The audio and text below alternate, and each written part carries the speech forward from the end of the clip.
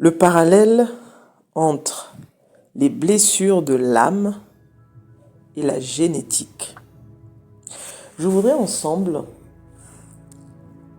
qu'on s'arrête 2 minutes sur la génétique pour faire le parallèle avec le côté spirituel, mais particulièrement concernant les blessures de l'âme. Alors, on a compris que tu es une âme qui fait une expérience physique et que tout est conscience et qu'à partir de ta conscience, tu vas créer la réalité qui se rapproche le plus de cette conscience. En gros, tout commence par une croyance, par une pensée. Quand tu regardes tout ce qu'il y a autour de toi, avant d'être, c'était d'abord dans le monde imaginaire une pensée. Quelqu'un l'a pensé, quelqu'un l'a imaginé. Ensuite, la chose a pris forme dans le physique. On sait maintenant, pour ceux qui suivent mes enseignements, que quand on parle de blessure de l'âme, c'est une façon de parler. C'est juste une façon d'exprimer ce que ressent l'âme. L'âme ressent un manque, un vide en elle. En tout cas, c'est l'illusion du vide qu'elle ressent parce que à la base, l'âme, elle est éternelle, elle est parfaite, elle est complète. L'âme n'a besoin de rien. L'âme ne peut ressentir aucun vide. L'âme ne peut avoir aucune blessure en réalité. Mais on le dit comme ça, simplement pour donner plus de sens à cette idée de l'illusion de la séparation. Parce que c'est à partir de là que l'âme va ressentir un manque. Je répète, c'est une illusion. Parce que l'âme fait semblant d'oublier qui elle est. Donc elle va vivre des situations qu'elle va définir comme étant des manques, notamment l'amour. Puisque l'âme, elle est purement amour. Et donc, tout ce qu'elle va vivre qui est contraire à elle, elle va le vivre comme un manque d'amour. Donc, comme un vide, donc comme une blessure. C'est pour ça que tu vas te rendre compte que tu as vécu dans un environnement où il n'y avait pas d'amour, par exemple un papa absent, même quand physiquement il est là, il est absent, tu n'as pas eu de relation avec ce père-là, ben, tu auras tendance à revivre la même chose. Donc ce manque va se voir dans tes relations, par exemple, avec les hommes, avec les autres. Pour toi qui es femme, par exemple. Ou tu as eu une mère qui était irresponsable, qui vous a abandonné. En fait, essayez de voir tous les cas de figure dans lesquels on est très souvent exposé. Et c'est à partir de là qu'on va créer nos vérités. Donc notre système de pensée va se créer à partir des expériences que nous avons vécues. Et ça commence très souvent depuis l'enfance. Comment on a été traité? Est-ce qu'on a été encouragé? Est-ce qu'on a été rabaissé? Est-ce qu'on a été violenté? Est-ce qu'on a... Vous voyez, ça part de là. Et ensuite, on va faire que perpétuer la même chose. On va faire revivre, on va revivre encore et encore, toujours la même situation. Parce que, il y a un manque en nous. Donc, c'est ce qu'on appelle les fameuses blessures de l'âme. Maintenant, comment ça se produit au niveau de la génétique? Mais la génétique, c'est exactement pareil. Quand on parle de l'ADN contient toutes les caractéristiques de qui tu es au niveau biologique. À partir de ton ADN, on peut savoir ta couleur de peau, tes traits de caractère. On peut savoir les potentielles maladies qu'il y a dans ton sang. Dû à quoi? Dû à tes aïeux, dû à tes ascendants. Donc on peut retrouver les maladies, en fait la prédominance d'une certaine maladie parce que l'arrière-grand-père avait la même chose, parce que l'arrière-grand-mère, et on peut aller très très très loin. D'ailleurs, il y a des gens aujourd'hui qui, grâce à l'ADN, peuvent retrouver d'où ils viennent réellement, quel est le métissage qu'il y a eu dans sa lignée. On l'a vu par exemple avec les stars américaines qui de plus en plus ont fait ces recherches-là pour essayer de retracer leur arbre généalogique. Donc ils vont aller chercher, faire des recherches, on va aller faire des recherches par rapport à leur ADN et on va, à partir des recherches, trouver d'où ils sont venus. Il y en a d'autres. Ah ben tiens, vous avez du sang indien dans votre sang, vous avez du sang africain, vous venez de tel pays, du Sénégal, de la Guinée, vous avez du sang irlandais, vous avez du sang pakistanais. Et en fonction de ce qu'il y a dans votre sang, donc dans votre ADN, vous allez agir d'une certaine façon. Donc, à te voir, tu as l'air, je ne sais pas moi, très européenne, mais dans la façon de faire, tu as une tendance asiatique, tu as une tendance indienne, tu as une tendance africaine. Si ça se trouve, dans ton sang, quand on va rechercher très très très bien loin là-bas, ben on va retrouver que tu as un gène en lien avec ce peuple-là. Mais tu ne sais même pas pourquoi tu agis comme tu agis en fait. Vous voyez? Donc, l'ADN en fait va permettre de retracer tout ce qui te concerne. Et toi, individuellement, mais aussi tous ceux qui sont passés avant toi, donc tes aïeux et tout ça. Et donc, qu'est-ce qui va se passer? Parlons ici de l'ADN. On va te dire qu'il y a une tendance dans ta famille au diabète. Diabète de type 2, de type 1, de type 3. Donc, pour ceux qui vont souvent faire des check-up à l'hôpital, vous savez que quand tu vas voir un spécialiste, la première des choses, il va te demander quels sont les antécédents familiaux. Il ne pose pas cette question en vain. C'est parce que ça a un lien. Tu n'es pas tombé du ciel, comme on dit, tu n'es pas tombé de je sais où. Tu viens de quelque part. Tu es né d'un père, d'une mère, qui eux-mêmes sont nés d'un père et d'une mère, et ainsi de suite. Donc, ils essaient de voir les pathologies actuelles, d'où ça peut venir. Quel lien il peut y avoir entre ce que tu présentes comme pathologie aujourd'hui et peut-être ce qu'avaient tes ascendants, ce qu'avaient tes aïeux. Vous voyez? Donc, tu vas aller voir ce médecin. Tu vas faire ton check-up, tu vas faire des tests et là, on va découvrir qu'il y a cette tendance, prenons le diabète, il y a cette tendance au diabète. Le diabète, vous avez plus de chances de faire des diabètes de type 2 qui peuvent vous mener à la cécité, par exemple. Donc, vous devenez non-voyant parce que dans votre lignée, il y a ce gène-là est très dominant, par exemple. Parce que l'arrière-grand-père l'avait, parce que l'arrière-grand-mère l'avait, ou que sais-je encore. Donc ça, c'est l'information.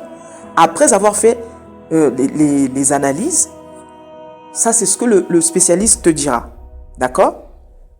Après, il va te donner Après, il te donnera des conseils.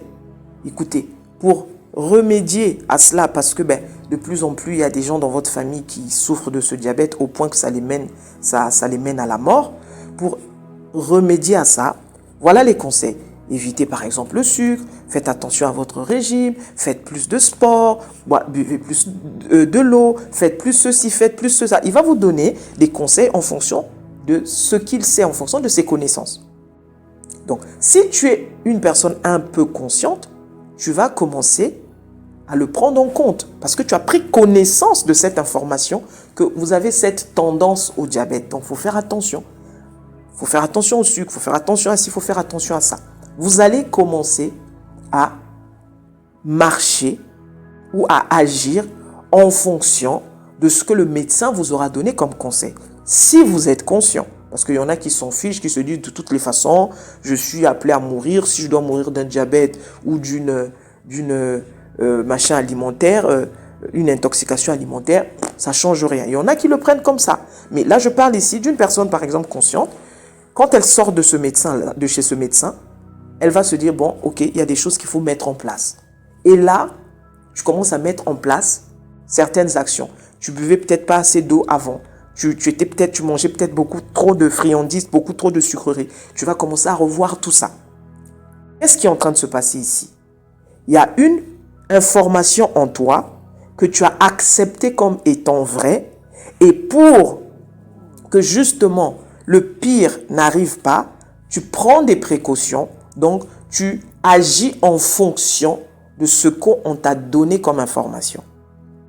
Et éventuellement, à partir de toi, peut-être, je dis bien éventuellement, à partir de toi, ce diabète-là sera peut-être maîtrisé, voire peut-être même qu'il peut disparaître.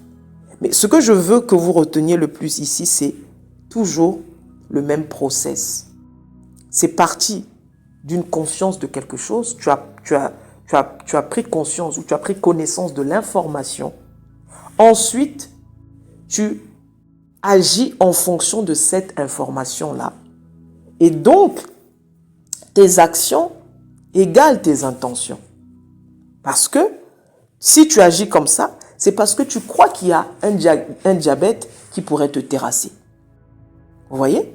Maintenant, comment tu fais pour que les générations qui viendront après toi puissent avoir les mêmes informations que toi, ou alors puissent être éventuellement sauvés du diabète? Le fait que tu as pris cette conscience, le fait que tu es en train tu fais attention à ce que tu manges, tu as mis en place une nouvelle façon de manger et tout ça, plus sainement, tu fais vraiment attention. Tu as mis en place cette conscience-là. Ce qui va se passer, cela va aller affecter tes cellules. Donc, tes cellules sont là en train de recevoir une nouvelle information. Les informations qu'elles n'avaient pas auparavant. Parce qu'auparavant, tout le monde se goinfrait de sucre, tout le monde faisait ce qu'il voulait, il n'y avait aucune attention particulière quant à la santé concernant le diabète. Mais maintenant qu'il y a une conscience qui est arrivée, on a mis en place des outils, on a mis en place des actions. Ces informations-là, les cellules qui sont en toi vont les recevoir. Et quand ces cellules-là vont les recevoir, c'est une information nouvelle qui est en train de prendre place et qui est en train de laisser partir l'ancienne information. Donc l'ancienne information, c'est je peux manger ce que je veux, je fais ce que je veux, je ne surveille rien, je ne contrôle rien. La nouvelle information, c'est maintenant je fais attention, maintenant j'ai un régime particulier, maintenant. Donc l'ancienne information a été balayée et a laissé place à la nouvelle information. Les cellules vont l'accepter, les cellules de ton corps, et parce que ça devient une vérité dans tes cellules, toi, à ton tour, quand tu vas faire des enfants, tu vas transmettre cela à tes enfants. C'est comme ça, en fait, que les maladies disparaissent dans les lignées. Vous allez voir une maladie qui a terrassé une famille pendant 2-3 générations, à la 4e ou à la 3e ou à la 4e, ça s'arrête. Mais ça ne s'arrête pas par le concours du Saint-Esprit, ça ne s'arrête pas par un coup de baguette magique. Ça s'arrête parce qu'il y a eu un comportement différent, parce qu'il y a eu des actions qui ont été prises différemment. En gros, ça s'arrête parce qu'il y a eu une prise de conscience particulière en fonction, en relation de cette maladie. Vous voyez? C'est exactement la même chose que tu fais avec ton âme. Dans ton âme, tu as toutes les informations concernant le divin. Ça, c'est qui tu es profondément. Ça, c'est ta vraie nature, ta véritable réalité, elle est divine. Donc, dans le divin, tu es puissant, tu es saint, tu as toutes les caractéristiques de Dieu, du Créateur, de l'absolu, appelle-le comme tu veux. Et une fois que tu rentres dans l'expérience va te faire voir qui tu n'es pas, c'est-à-dire le manque d'amour, la violence, l'injustice, la déloyauté, l'infidélité, la trahison. Tu vas vivre toutes ces choses-là, mais tant que tu es dans ça, tu vas subir. Tant que tu ne prends pas conscience de ta nature Dieu, de ta nature créatrice, de ta nature puissante, tu vas continuer à subir. Tu te vois comme étant un pantin entre les mains d'une certaine force que tu ne contrôles pas. C'est l'illusion justement de la séparation. Donc tu vas être dans cette situation-là jusqu'au moment où il y a cette prise de conscience. Attends 2 minutes. Ça fait des années que je vis comme ça. pourquoi j'attire toujours les mêmes personnes? Pourquoi j'attire toujours les mêmes hommes? Pourquoi j'attire toujours le même type de femme? Pourquoi je vis toujours les mêmes échecs? Parce qu'en moi, il y a la conscience de quelque chose que je n'ai pas. Est-ce que c'est parce que papa n'était pas là? Est-ce que c'est parce que maman n'était pas là? Ou est-ce que parce que papa était là mais il n'a pas fait son boulot? Ou parce que maman était là mais elle n'a pas fait son boulot? Ou parce que j'ai été élevé par un oncle, par une tante, par une grand-mère? Ou j'ai été violée? Peu importe la conscience de ce que tu as comme conscience, peu importe. Mais ça part de quelque part. Tu n'es pas comme tu es juste par c'est pas le fruit du hasard. Donc il y a une conscience, il y a une croyance en toi sur quelque chose, ce qui t'emmène à ce que tu vis, ce qui t'emmène au résultat que tu as dans ta vie. Donc jusqu'à ce que tu prennes conscience, tu te dis non, j'ai blâmé toute ma vie les autres, j'ai blâmé toute ma vie le reste du monde, j'ai blâmé toute ma vie le gouvernement, je m'arrête 2 minutes ici, j'essaie de prendre conscience de moi-même. Qu'est-ce qui se passe? Qu'est-ce que je crois? Quand je me mets dans une relation, quelles sont les vérités que je nourris en moi? Quand je cherche un travail, est-ce que j'y vais déjà défaitiste en pensant que je ne l'aurai pas? Est-ce que j'y vais déjà défaitiste en pensant que de toutes les façons, moi, on me vire toujours après 3 mois? Quelles sont les vérités que je nourris en moi? Et parce que je vais faire ce travail, je vais peu à peu retrouver mes réponses en moi. Parce que les réponses ne sont jamais chez les autres. Les réponses sont en toi. Parce que tu es le créateur de ta réalité. Tu es ton propre maître. L'autre n'est là que pour te montrer ce qui se passe à l'intérieur de toi. Vous voyez? Donc, pour changer l'ancienne croyance et en mettre une nouvelle, très simple. Tu vois, une ancienne croyance, c'est je suis un moins que rien, je suis une moins que rien. J'attire toujours des relations toxiques. Je multiplie les échecs. Ça, c'est l'ancienne toi. Parce que tu as beaucoup plus conscience d'un manque en toi. Parce que tu t'en réfères à ce que tu as manqué quand tu étais enfant. Parce que tu t'en réfères à ce que papa t'a fait ou ce que papa ne t'a pas fait. Et ainsi de suite. La nouvelle croyance, ça va être ok. Maintenant, je prends conscience de qui je suis. Je me rends compte que hier, j'étais mon propre poison. Je me suis empoisonné la vie, toute ma vie, en pensant que c'était la faute de mon père, en pensant que c'était la faute de ma mère, en pensant que c'était la faute de mon village, en pensant que c'était la faute de mes oncles. Mais je me rends compte que c'est moi-même qui crois en cela. Et tellement j'ai cru en cela que j'ai commencé à l'attirer, j'ai commencé à le vivre. Et aujourd'hui, je décide que ma vie commence maintenant. Je ne vis plus la vie de ma mère, je ne vis plus la vie de ma sœur, je ne vis plus la vie de mon oncle, je ne vis plus la vie de mes parents. C'est pas parce que j'ai vécu dans un environnement violent que moi je dois perpétuer la violence. Qui je décide d'être? Est-ce que je suis obligé de manifester cette violence? Qui est en train d'être violent ici? Est-ce moi ou mon père qui était violent avec ma mère? Qui est en train d'être violente ici? Est-ce moi ou ma mère qui était violente vis-à-vis de mon père?